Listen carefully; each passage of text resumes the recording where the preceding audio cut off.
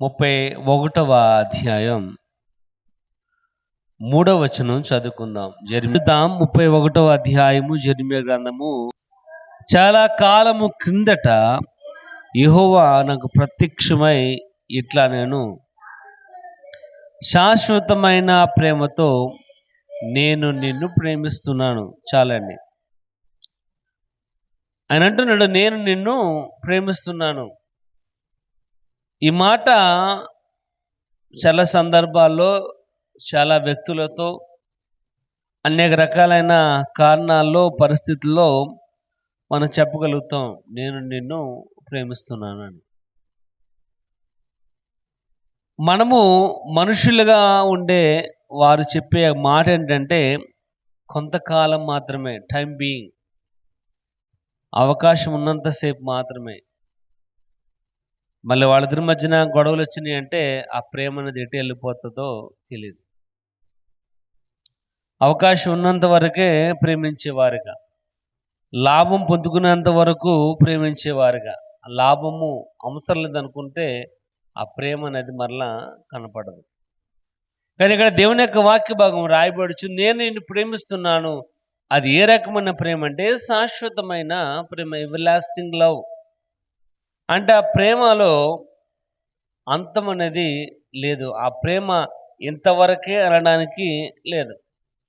దేవుడు తన ప్రజలను నిత్యమైన ప్రేమతో, జాలితో, దయతో ఆయన ప్రసాదిస్తున్నాడు కనుక ఆయన అంటున్నాడు, I have loved you everlasting love. శాశ్వతమైన ప్రేమతో నేను నిన్ను ప్రేమిస్తున్నాను. ప్రేమిస్తున్నాడంటే తప్పకుండా కార్యం అనేది ఉంటుంది. ఎందుకు ప్రేమిస్తున్నాం? ఆయన మనల్ని ప్రేమిస్తున్నాడంటే కారణం అనేది ఉంటుంది. మనం కూడా ఎవరినైనా ప్రేమిస్తున్నామంటే కారణం లేకుండా ప్రేమించాం. ఏదో మన అవసరాల కోసమనో, మన ఇబ్బందుల్లో సహాయం చేస్తున్నాడనో, లేదా మనకి ఆప్తుగా ఉండి ఏదైతే అడుగుతున్నాడో అది అన్ని ఇచ్చేవాడిగా ఉంటున్నాడనో మనము ఆ రకమైన ప్రేమను చూపించేవారిగా ఉంటూ ఉంటాం. అలాగే దేవుని యొక్క వాక్య భాగం రాయబడి వచ్చింది, ఆయన ప్రేమిస్తున్నాడు కనుక ఆయన చేసే కార్యాలు కూడా గొప్పవి. ఎందుకంటున్నాడు, శాశ్వతమైన ప్రేమతో నేను నిన్ను ప్రేమిస్తున్నాను. ఆ కింద మాటలో రాయబడి వచ్చింది, గనుక విడువక నీ ఎడల కృప చూపుచున్నాను. గనుక నీ ఎడల కృప చూపుచున్నా. ఆయన శాశ్వతమైన ప్రేమతో మనల్ని ప్రేమిస్తున్నాడు గనుక ఆయన నీ మీద కృప చూపుతున్నాడు. ఇక్కడ మానవుని యొక్క జీవితంలో కృప అనేది చాలా అవసరమైనది. ఈ కృప అనేది మనం ఎక్కడ పడితే అక్కడ వాడే పదం అయితే కాదు. మనం పేర్లు పెట్టుకుంటూ ఉంటాం, కృప కృప కృప అని. కానీ దేవుని యొక్క వాక్య భాగం రాయబడుచుంది, ఈ కృప అనే పదాన్ని మనం ఎక్కడ పడితే అక్కడ వాడడానికి వీల్లేదు. ఎందుకు వీల్లేదంటే ఈ కృప అనేది ఓన్లీ ఒకే ఒక సందర్భంలో వాడబడింది. ఎందుకంటే ఆయన కృప చేతనే మనం రక్షింపబడి ఉన్నాం. కాబట్టి రక్షణ కోసమే కృప అనే పదాన్ని వాడబడింది. కాబట్టి పాపములో నుండి మనము బయటికి విడిపించబడాలి అంటే దేవుని యొక్క కృప అనేది అవసరం. దేని కృప వల్ల మనం బండి కొనుక్కుంటాం కాదు. దేని కృప వల్ల ఇల్లు కట్టుకున్నాను కాదు. దేని కృప వల్ల నేను ఏ దెబ్బలు తగలకుండా వచ్చానంట కాదు. కృప కాదు, అది దయ. ఇక్కడ దేవుని యొక్క వాక్య భాగం రాయబడిచింది, ఆయన కృప ఏంటంటే ఓన్లీ హిస్ గ్రేస్. ఆయన కృప ద్వారా మాత్రమే మనము రక్షింపబడి ఉన్నాం. కాబట్టి కృప అనే పదాన్ని ఎక్కడ పడితే అక్కడ తరచుగా వాడదు. దాని వాల్యూ అన్నది పోగొట్టదు. దేవుని యొక్క వాక్య భాగం రాయబడుచుంది, నేను నిన్ను ప్రేమిస్తున్నాను. ఏ రకమైన ప్రేమ అంటే శాశ్వతమైన ప్రేమతో నేను ప్రేమిస్తున్నాను. ఎందుకంటే నేను నీ మీద కృప చూపించేవాడుగా ఉన్నాను. పాపములో ఉన్న మన యొక్క జీవితములను, పాపంలో నలిగిపోతున్న విశ్వాస యొక్క జీవితము బ్రతికి బట్టకట్టాలి అంటే దేవుని యొక్క కృప అనేది అవసరం. కృప చాలా అవసరం.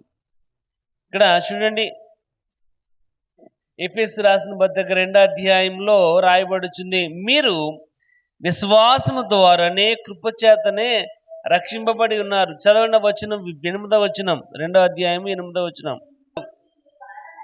ఇది మీ వలన కలిగినది కాదు, దేవుని యొక్క వరం.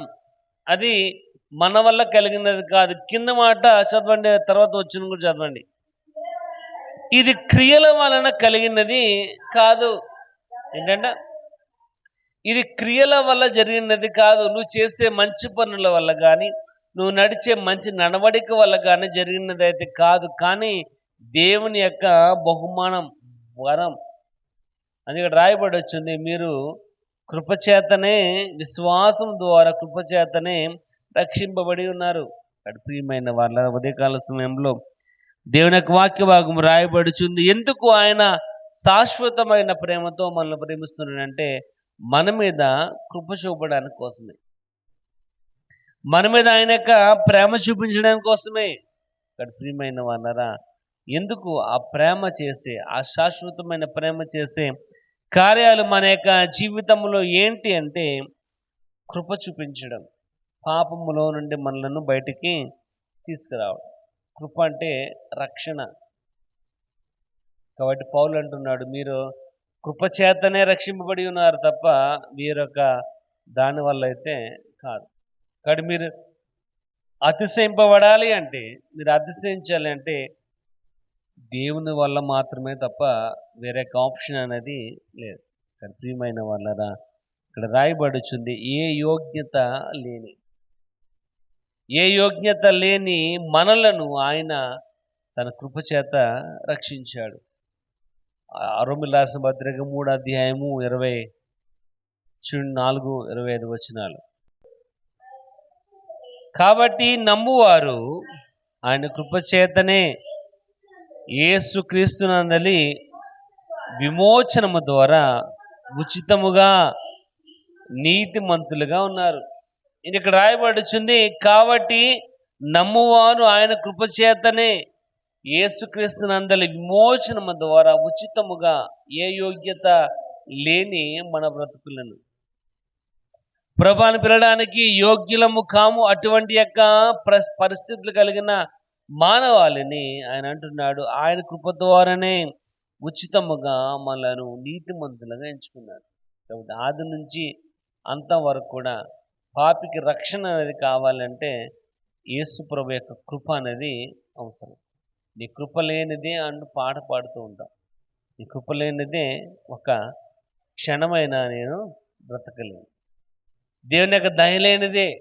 ప్రియమైన వాళ్ళరా, దేవుని యొక్క వాక్య భాగం రాయబడుతుంది. అది మంచి పనుల వల్ల, మన యొక్క మంచి నడవడిక వల్ల, అదేదో మనకు వచ్చే పుణ్యము అయితే కాదు. పుణ్యానికి దానికి సంబంధం అనేది లేదు. ప్రియమైన వాళ్ళరా, ఆయన శాశ్వతమైన ప్రేమతో నిన్ను ప్రేమిస్తున్నాడు. ఎందుకంటే నీ మీద కృప చూపించడానికి కోసమే.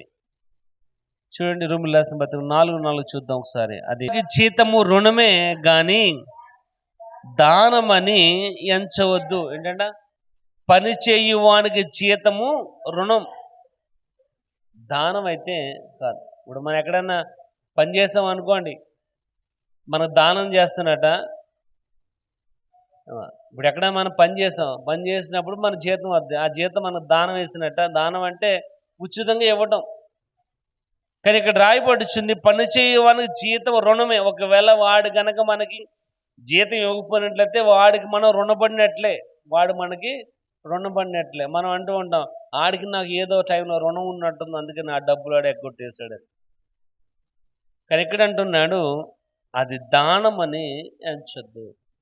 ఎందుకంటే కృప చాలా ప్రాముఖ్యమైనది. అక్కడ ప్రియమైన వాళ్ళరా, దేవుని యొక్క వాక్య భాగం రాయబడుచుంది, ఆయన ఎందుకు ప్రేమ చూపిస్తున్నాడంటే నీ మీద కృప చూపించడానికి కోసమే. రెండోది చూద్దాం, యెషయా గ్రంథము 63వ అధ్యాయం. యెషయా గ్రంథము 63వ అధ్యాయం వచనం. యెషయా గ్రంథము 63వ అధ్యాయము 9వ వచనం. ఆయన సన్నిధి దూత వారిని రక్షించెను, ప్రేమ చేతను తాళిమి చేతను వారిని విమోచించెను. పూర్వ దినములన్నిటి ఆయన వారిని ఎత్తుకొనుచు మోసుకొనుచు వచ్చింది. ఇక్కడ రాయబడుచుంది, యావత్ బాధతో ఆయన బాధ నొందెను అని. ఇక్కడ రాయబడుచున్న మాట, అన్ని ఆయన సన్నిధి దూత వారిని రక్షించెను, ప్రేమ చేతను తలిమి చేతను వారిని విమోచించెను. పూర్వ దినములన్నిటి ఆయన వారిని ఎత్తుకొనుచు మోసుకొనుచు వచ్చిన. ఇక్కడ రాయబడి యావత్ బాధతో ఆయన మనలను విడిపించెను, రక్షించెను అని.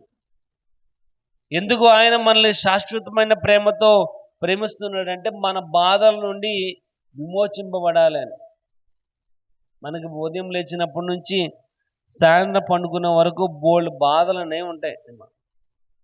మనం అంటూ ఉంటాం, నా బాధలు పగోడుకు కూడా రాకూడదు అని. కానీ మన బాధల్ని మనమే దిగమింగుకుంటాం తప్ప ఎవరితో కూడా పంచుకునే ఉంటాయి, పంచుకొని కూడా చాలా ఉంటాయి ఇబ్బందులు. ఇక్కడ రాయబడుచుంది చూడండి, ఆయన బాధతో ఆయన మనలను ఆయన బాధ నొందెను, ప్రేమ చేతను తలిమి చేతను వారిని విమోచించెను. ప్రేమ చేత, అందుకంటున్నాడు శాశ్వతమైన ప్రేమతో నేను నిన్ను ప్రేమిస్తున్నాను. కాబట్టి ఆ ప్రేమ ఎందుకంటే మన బాధల నుండి విడిపించబడడానికి, మన బాధల నుండి విమోచింపబడడానికి, బ్రతకడానికి. అందుకే అంటున్నాడు, నేను చూడండి మత్తయి సువార్తలో అంటున్నాడు, నేను రోగులకే వచ్చాను తప్ప ఆరోగ్యవంతుల కోసం కాదు. నేను బలహీనంగా ఉన్న వారి కోసం వచ్చాను తప్ప బలవంతుల కోసం కాదు. ఇక్కడ ఎవరైతే కృంగిపోతున్నారో, బాధలో ఉన్నారో వారి కోసమే ఆయన వచ్చినట్లుగా కనబడుతున్నాడు. నశించిన దానిని వెతకి రక్షించడానికి మనిషి కుమారుడు లోకానికి వచ్చాడు. ప్రియమైన వాళ్ళరా, దేవుని యొక్క వాక్య భాగము రాయబడుచు, నీ బాధ ఆయన బాధ లాంటిది. అందుకంటున్నాడు, నిన్ను నిందించేవారి నిందలు నా మీద పడునుగాక. కాబట్టి ఆయనలో ఆయనకున్న ఆలోచనను బట్టి ఒకసారి మనం ఆలోచన చేసినట్లయితే ఆయన ఆప్యాయత లేని వాడైతే మాత్రము కాదు. మనం అంటూ ఉంటాం, ఆ గుండె రాతి గుండం, అందుకే అసలు ఏమి కూడా పట్టించుకోవట్లేదని. ఆయన గుండె ఆప్యాయత లేనటువంటి వాడు కాదు. ఆయన జాలి కలిగిన వాడు, దయ కలిగిన వాడు, ప్రేమ కలిగిన వాడు. కనుక ఆయన నిన్ను విమోచించడానికి కోసమే ఆయన నిన్ను శాశ్వతమైన ప్రేమతో ప్రేమిస్తున్నాడు. కాబట్టి ఇక్కడ రాయబడుచుంది చూడండి, ఎఫెసీ రాసిన పత్రిక 2వ అధ్యాయము 5వ వచనం ఒకసారి చూద్దాం. ఆయనను దేవుడు కరుణా సంపన్నుడై మనము మన అపరాధముల చేత చచ్చిన వారమై ఉండినప్పుడు మన ఎడల చూపిన తన మహా ప్రేమ చేత మన క్రీస్తుతో కూడా బ్రతికి. ఇక్కడ రాయబడుచుంది, దేవుడు కరుణా సంపన్నుడై ఉండి ఆయన మన అపరాధముల చేత చచ్చిన వారై ఉండినప్పుడు సైతము మన ఎడల ఆయన చూపిన మహాప్రేమ. కాబట్టి ఎందుకు ఆయన నేను శాశ్వతమైన ప్రేమతో ప్రేమిస్తున్నాడు అంటే నిన్ను విమోచించడానికి కోసము, నీ బాధల్లో నుండి, నీ కష్టాల్లో నుండి, నీ పాప జీవితములో నుండి ఆయన నిన్ను విమోచించడానికి కోసము. నీకు అంటున్నాడు, ఆయన కరుణా సంపన్నుడై ఉండి మనము మన అపరాధముల చేత చచ్చిన వారమై ఉన్నప్పుడు సహితము మనెడల చూపిన మహా ప్రేమ చేత మనలను క్రీస్తుతో కూడా బ్రతికించెను. కాబట్టి ఆ ప్రేమ నిన్ను బ్రతికింపజేసేది. ఇక్కడ దేవుని నమ్ముకోవటం వల్ల నష్టం అయితే కాదు, ఇది మతం అయితే కాదు. ఇది మతం అనుకున్న వాళ్ళకి దేవుని యొక్క వాక్యం సెలవిస్తుంది. ఇది మార్గం, ఏసే మార్గం, ఏసే సత్యం, ఏసే జీవం. ఇక్కడ ఆయన ద్వారా తప్ప ఎవడు కూడా తండ్రి వద్దకు చేరుకోలేడు. అందుకంటున్నాడు, శాశ్వతమైన ప్రేమతో నేను నిన్ను ప్రేమిస్తున్నాను. ఎందుకంటే నీ బాధలో నుండి విమోచింపబడాలని, నీ బాధలో నుండి రక్షింపబడాలి అని ఆయన శాశ్వతమైన ప్రేమ. ఎందుకంటే ఇక్కడ రాయబడుచుంది, మన అపరాధముల చేత పాపముల చేత మనం చచ్చిన వారిగా ఉన్నప్పుడు ఆయన తన మహా ప్రేమను చూపించి, తన మహాకృపను చూపించి ఆయన నిన్ను రక్షించాడు. అందుకే ఆయన నీ మీద తన యొక్క ప్రేమను అనేది చూపిస్తున్నాడు. ఆ ప్రేమ శాశ్వతమైనది. అంతగా పాట కూడా ఉంది, ప్రేమ శాశ్వత కాలం ఉండును, ప్రేమ అన్నిటికీ శ్రేష్టం. ఇక్కడ ప్రేమ శాశ్వత కాలం, అది కొంతకాలం మాత్రం ఉండేది కాదు. మనుషుల యొక్క ప్రేమ ఒక టైం బీయింగ్, కొంతకాలం వరకు ఉంటుంది. ఆ తర్వాత నుంచి మనమే ద్వేషం వస్తుంది. ఆ ద్వేషం ప్రేమగా మారడానికి చాలా టైం అన్నది పడుతుంది. కానీ దేవుని యొక్క వాక్య భాగం రాయబడుచుంది, ఒక్కసారి ఆయన చూపించిన ప్రేమ మాత్రము యుగాలు గడిచిపోయినా, తరాలు తరిగిపోయినా ఆయన ప్రేమ ఎన్నడూ కూడా మారనిది దేవుని యొక్క ప్రేమ. అందుకంటున్నాడు, మన అపరాధముల చేత పాపముల చేత మన చచ్చిన వారై ఉన్నప్పుడు ఆయన చూపించిన మహా ప్రేమను బట్టి ఆయన మనలను రక్షించాడు. కనుక అని అంటున్నాడు, శాశ్వతమైన ప్రేమతో నేను నిన్ను ప్రేమిస్తున్నాను. ఎందుకంటే నిన్ను విమోచించడానికి కోసం, నీ బాధల్లో నుండి, నీ కష్టాల్లో నుండి ఆయన నిన్ను విమోచించడానికి కోసం. ఒకసారి చూడండి, హోషేయ గ్రంథం ఒకసారి చూద్దాం. హోషేయ గ్రంథము 6వ అధ్యాయము 2వ వచనం. ఆయన మనలను బ్రతికించెను.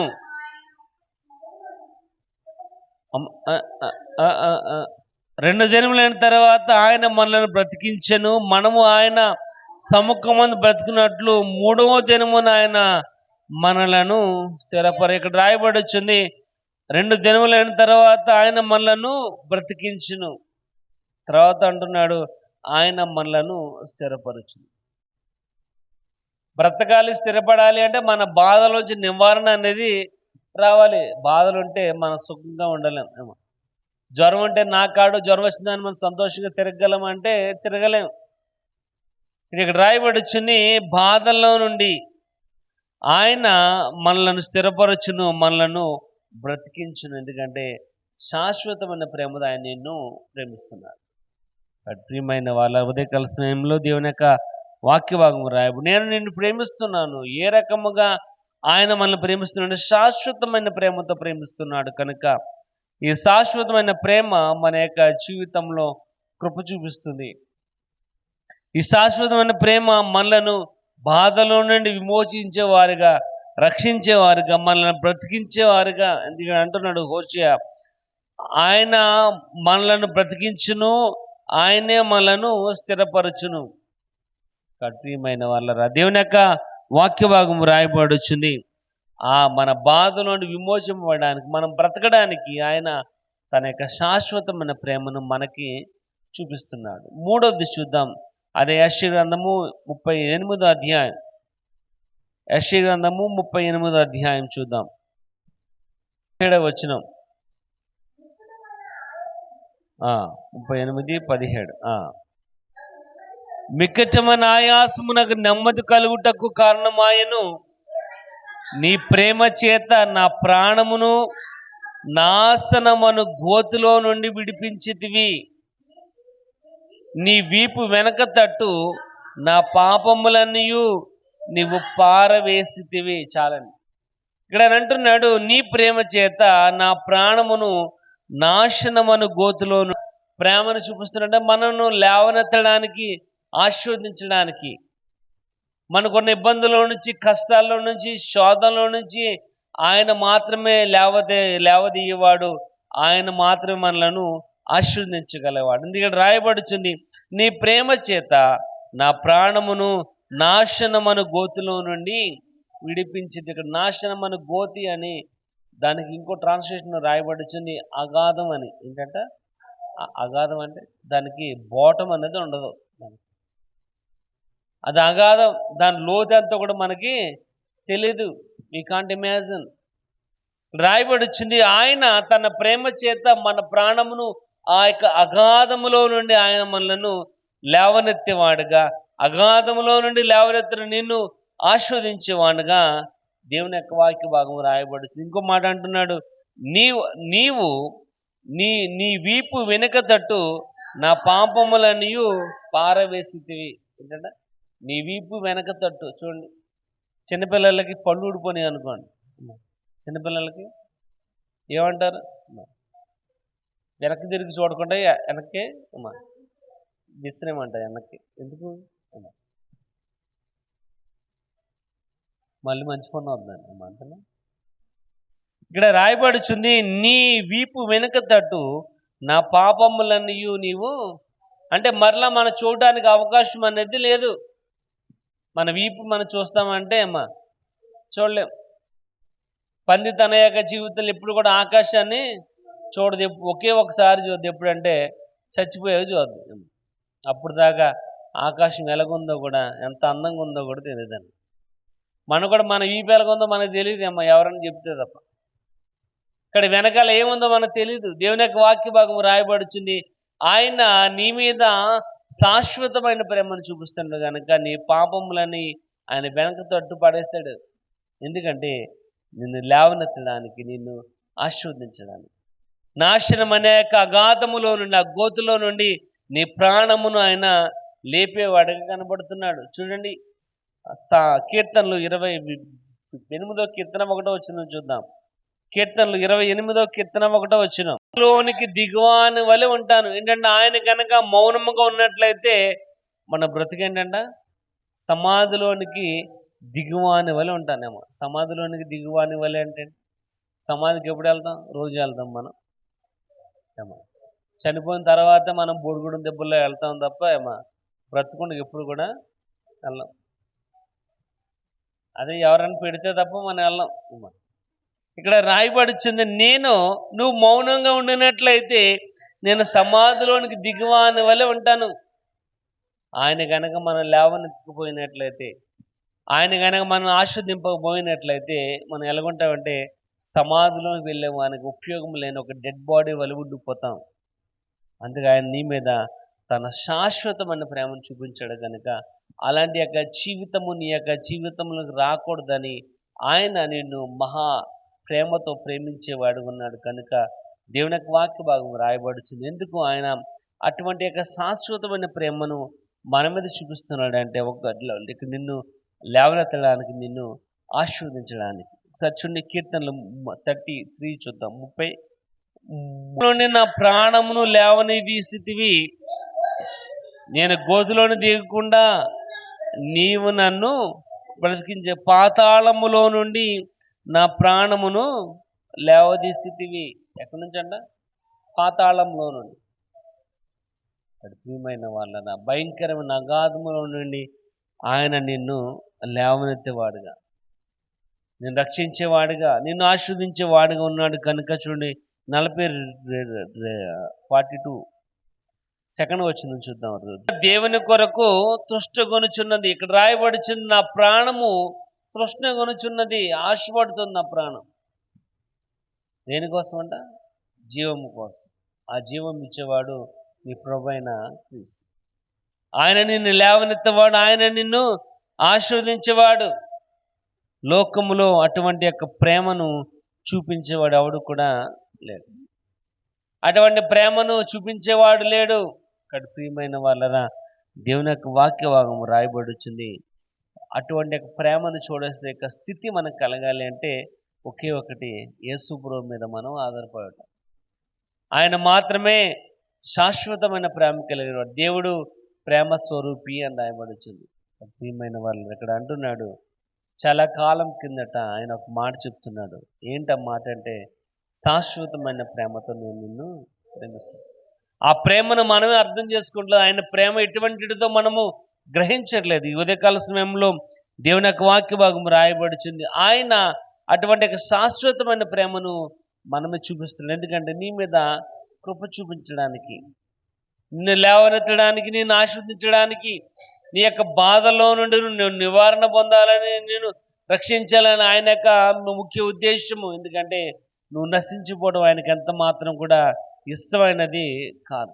ప్రియమైన వాళ్ళరా, ఆయన నీ ఎడల చూపిస్తున్న ప్రేమ శాశ్వతమైనది. ఆయన నిరంతరము ఏకరీతిగా, తరాలు మారిపోయినా, యుగాలు మారిపోయినా, భూమి గతించిపోయినా ఆయన చెప్పిన మాట మాత్రము గతించదు.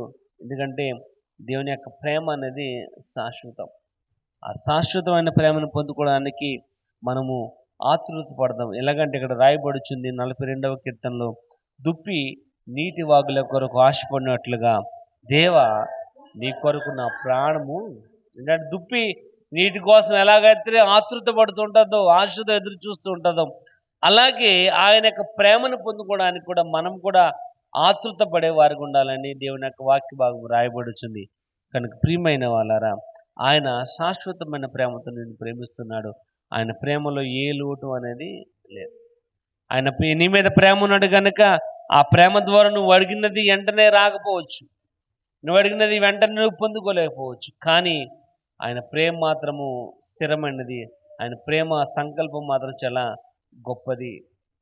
ప్రియమైన వాళ్ళ అటు కృప దేవుడు మనకు అనుగ్రహించిన